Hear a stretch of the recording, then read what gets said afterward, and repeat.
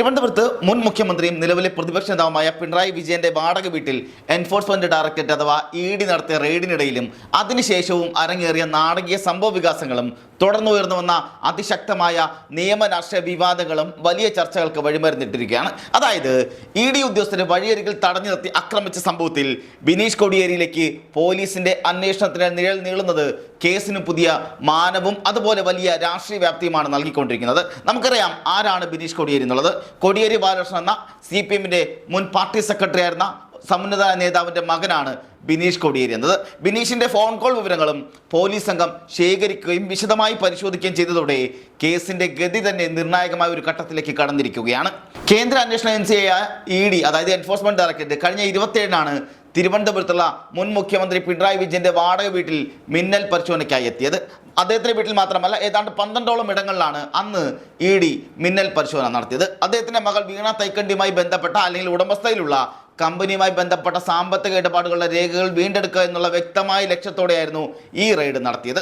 വൻ പോലീസ് സന്നാഹത്തോടെയും ഉന്നത ഉദ്യോഗസ്ഥരുടെ മേൽനോട്ടത്തിലും ആരംഭിച്ചിട്ടുള്ള ഈ പരിശോധന വിവരങ്ങൾ നിമിഷ നേരം കൊണ്ടാണ് മാധ്യമങ്ങളിലൂടെ പുറത്തു വന്നത്.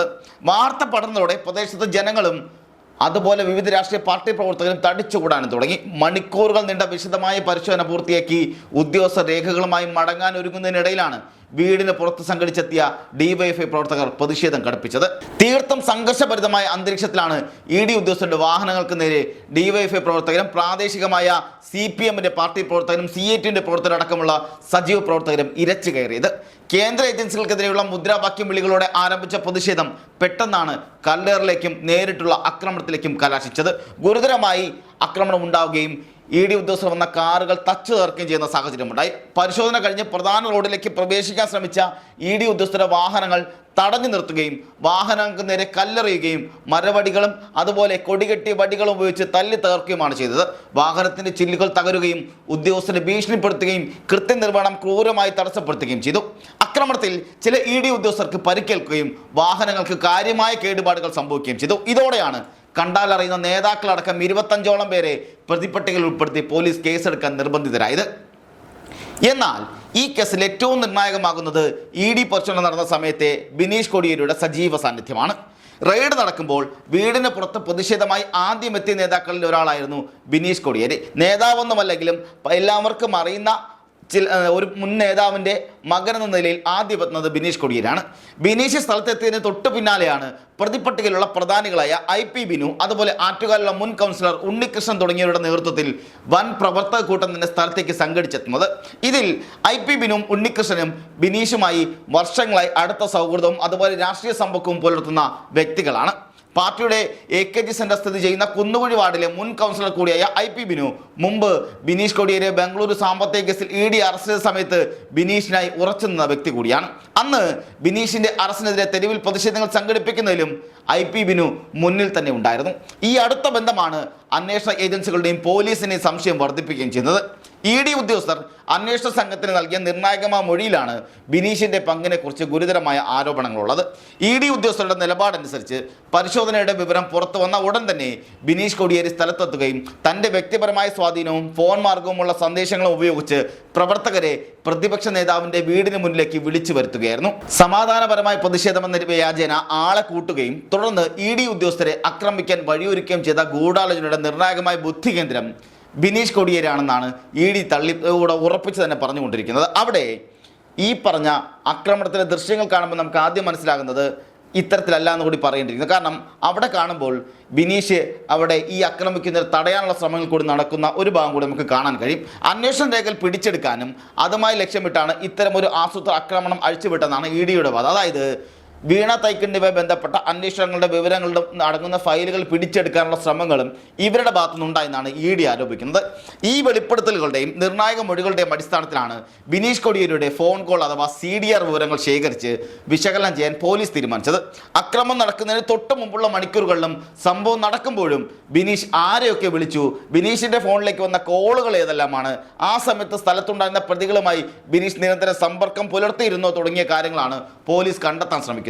ബിനീഷ് ഫോൺ വഴി പ്രവർത്തകർക്ക് ആക്രമണത്തിന് പ്രോത്സാഹനമോ നിർദ്ദേശമോ നൽകിയിരുന്നതായി തെളിഞ്ഞാൽ അത് ഗൂഢാലോചന കുറ്റത്തിന് ബിനീഷിനെ നേരിട്ട് പ്രതി ചേർക്കാൻ വലിയ തെളിവാവുകയും ചെയ്യും. അതേസമയം തന്നെ സംഭവവുമായി ബന്ധപ്പെട്ട് പുറത്തു വന്ന മാധ്യമ ദൃശ്യങ്ങൾ, അതായത് വീഡിയോ ദൃശ്യങ്ങളൊക്കെ പരിശോധിക്കുമ്പോൾ CCTV ദൃശ്യങ്ങൾ അടക്കമുള്ളവ കേസിന് മറ്റൊരു മാനം കൂടി നൽകുന്നുണ്ട്. ഞാൻ നേരത്തെ പറഞ്ഞ പോലെ ED ഉദ്യോഗസ്ഥരുടെ വാഹനങ്ങൾക്ക് നേരെ പ്രവർത്തകർ ആക്രമണം അഴിച്ചുവിടുമ്പോൾ വാഹനങ്ങൾ തല്ലി തകർക്കാൻ ശ്രമിക്കുമ്പോഴും ബിനീഷ് കോടിയേരി അവരെ അതിൽ നിന്ന് പിന്തിരിപ്പിക്കാനും അക്രമം തടയാനുമാണ് ശ്രമിക്കുന്നതെന്ന് ദൃശ്യങ്ങളിൽ വ്യക്തമായി കാണാൻ സാധിക്കും.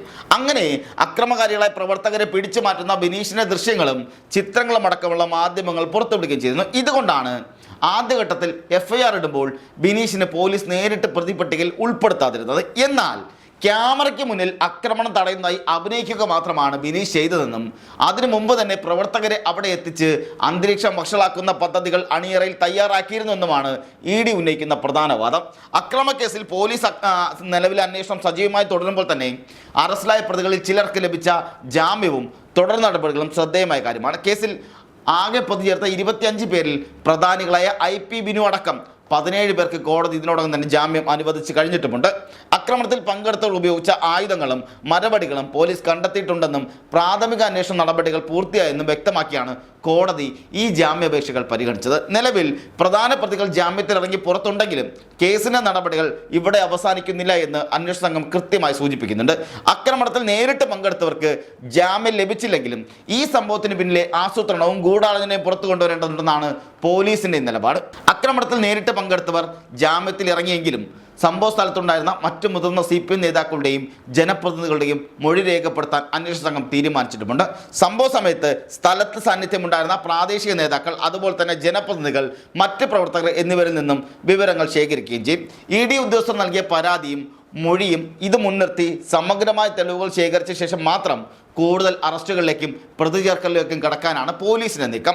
ആക്രമണത്തിന് പിന്നിൽ രാഷ്ട്രീയമായ നിർദ്ദേശങ്ങൾ ഉണ്ടായിരുന്നു എന്ന കാര്യവും അന്വേഷണ പരിധിയിൽ വരുന്നുണ്ട്. അന്ന് അവിടെ പങ്കെടുത്തിട്ടുള്ള പ്രമുഖ നേതാക്കളിൽ പലർക്കും ഇതിൽ ബന്ധമുണ്ട് എന്നുള്ള ആരോപണങ്ങളും ശക്തമായി ഉണ്ടാകുന്നുണ്ട്. ഇതിനിടെ തൻ്റെ ഫോൺ രേഖകൾ പരിശോധിക്കുന്നതിനെക്കുറിച്ചും പോലീസിന്റെ അന്വേഷണത്തെക്കുറിച്ചും ബിനീഷ് കോടിയേരി തന്നെ നേരിട്ട് പ്രതികരണം നടത്തിയിട്ടുമുണ്ട്. ഇതുവരെ പോലീസിന്റെ ഭാഗത്തുനിന്ന് തനിക്കെതിരെ ഔദ്യോഗികമായി ഒരു ചോദ്യം ചെയ്യലോ അന്വേഷണമോ ഉണ്ടായിട്ടില്ല എന്നാണ് ബിനീഷ് വ്യക്തമാക്കുന്നത്. എന്നാൽ പോലീസ് തൻ്റെ ഫോൺ രേഖകൾ പരിശോധിക്കുന്നുണ്ടെങ്കിൽ അതിൽ തനിക്ക് യാതൊരു ഭയവുമില്ലെന്നും താൻ തെറ്റൊന്നും ചെയ്തിട്ടില്ലാത്തതിനാൽ ഫോൺ രേഖകൾ പരിശോധിക്കാൻ അന്വേഷണ സംഘത്തിന് പൂർണ്ണ സ്വാതന്ത്ര്യമുണ്ടെന്നുമാണ് ബിനീഷിന്റെ നിലപാട്. താൻ ആക്രമണത്തെ തടയാനാണ് ശ്രമിച്ചതെന്നും അല്ലാതെ ആക്രമണത്തിന് ആഹ്വാനം നൽകിയിട്ടില്ല എന്നും ബിനീഷ് ആവർത്തിച്ച് പറയുന്നുമുണ്ട്. മുൻ മുഖ്യമന്ത്രിയും ഇപ്പോഴത്തെ പ്രതിപക്ഷ നേതാവായ പിണറായി വിജയന്റെ മകൾ വീണ തൈക്കൊണ്ടിയുമായി ബന്ധപ്പെട്ട റെയ്ഡ്, അതിനെ തുടർന്നുണ്ടായ വഴിതടയലും ആക്രമണവും, ഇതിനെ തുടർന്ന് ബിനീഷ് കോടിയേരിയുടെ ഫോൺ രേഖകളെയും ഗൂഢാലോചനയ്ക്ക് നീളുന്ന പോലീസിന്റെ അന്വേഷണം, ഇവയെല്ലാം ഒന്നിനൊന്ന് കൂട്ടിയിണക്കപ്പെട്ട വലിയ രാഷ്ട്രീയ പോരാട്ടത്തിനാണ് വഴി തുറന്നിരിക്കുന്നത്. ED ഉദ്യോഗസ്ഥർ തങ്ങളുടെ നിലപാടിൽ ഉറച്ചു നിൽക്കുമ്പോൾ ബിനീഷിന്റെ ഫോൺ രേഖകളിൽ നിന്നും വരും ദിവസങ്ങളിൽ ശേഖരിക്കുന്ന പ്രമുഖ നേതാക്കളുടെ മൊഴികളിൽ നിന്നും എന്തെല്ലാം പുതിയ വിവരങ്ങളാണ് പുറത്തു വരിക എന്നതും വരും ദിവസങ്ങളിൽ കേരള രാഷ്ട്രീയത്തെയും അതുപോലെ നിയമവൃത്തങ്ങളെയും ഒരുപോലെ ചൂടുപിടിപ്പിക്കുന്ന കാര്യമാണ്. ഇവിടെ ED ആക്രമണം നടന്നപ്പോൾ വലിയ തരത്തിലുള്ള പ്രതിഷേധമാണ് ഉണ്ടായത്. അതായത് EDക്കെതിരെ ആക്രമണം ഉണ്ടാകും, അത് കണ്ടവർക്ക് എല്ലാവർക്കും മനസ്സിലാകും അകാരണമായി ഉണ്ടായ ആക്രമണമാണെന്ന്. പെട്ടെന്ന് പൊടുന്നനെ പൊട്ടിപ്പുറപ്പെട്ടതല്ല എന്നാണ് ചില വിഭാഗങ്ങൾ പറഞ്ഞത്. അതായത് കൃത്യമായി പ്ലാൻ ചെയ്തുകൊണ്ട് CPM നടത്തിയ ആക്രമണമാണെന്നാണ് ഇതിനെ വിലയിരുത്തുന്നത്. എന്നാൽ ഇതിൽ IP ബിനു അടക്കമുള്ളവർ മുട്ടയെറിഞ്ഞതൊക്കെ വലിയ രീതിയിൽ ദൃശ്യങ്ങളടക്കം പുറത്തു വന്നപ്പോൾ അത് വലിയ വിവാദമായിരുന്നു. അങ്ങനെയാണ് ഏതാണ്ട് 25-ലധികം പേരെ പിന്നീട് പോലീസ് കേസെടുത്ത് അറസ്റ്റ് ചെയ്യുകയും ചെയ്തത്. തുടർന്ന് ഇവർ പലതവണ ജാമ്യത്തിന് ശ്രമിച്ചെങ്കിലും ജാമ്യം കിട്ടുന്നത് കഴിഞ്ഞ ദിവസങ്ങളിലും ഇന്നുമൊക്കെ ആയിട്ടാണ്. അതിനെ തുടർന്ന് ഇപ്പോഴത്തെ ബിനീഷ് കോടിയേരിയുടെ പേര് കൂടി പുറത്തു വരുന്നത്. അങ്ങനെയെങ്കിൽ ബിനീഷിൻ്റെ ഭാവി തുലാസിലാവുമെന്ന കാര്യത്തിൽ യാതൊരു തർക്കവും വേണ്ട.